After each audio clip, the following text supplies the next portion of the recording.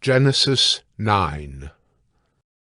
And God blessed Noah and his sons, and said to them, Be fruitful and multiply and fill the earth.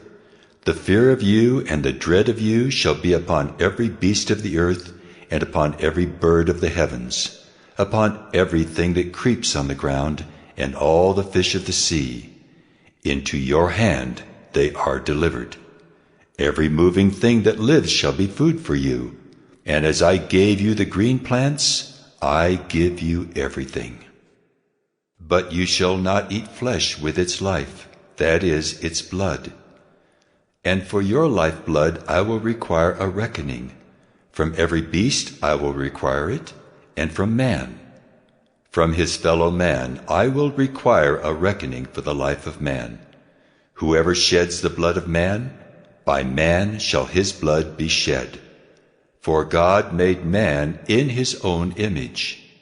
And you, be fruitful and multiply, teem on the earth and multiply in it.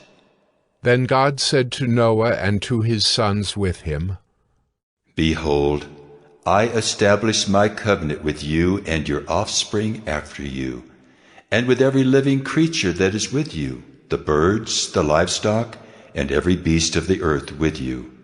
As many as came out of the ark, it is for every beast of the earth. I establish my covenant with you, that never again shall all flesh be cut off by the waters of the flood, and never again shall there be a flood to destroy the earth.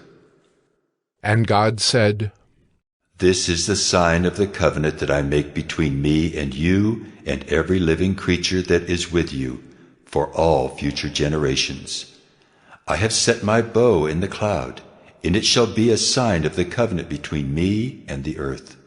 When I bring clouds over the earth, and the bow is seen in the clouds, I will remember my covenant that is between me and you and every living creature of all flesh. And the water shall never again become a flood to destroy all flesh. When the bow is in the clouds, I will see it and remember the everlasting covenant between God and every living creature of all flesh that is on the earth. God said to Noah, This is the sign of the covenant that I have established between me and all flesh that is on the earth. The sons of Noah who went forth from the ark were Shem, Ham, and Japheth. Ham was the father of Canaan. These three were the sons of Noah, and from these the people of the whole earth were dispersed. Noah began to be a man of the soil, and he planted a vineyard. He drank of the wine, and became drunk, and lay uncovered in his tent. And Ham, the father of Canaan, saw the nakedness of his father, and told his two brothers outside.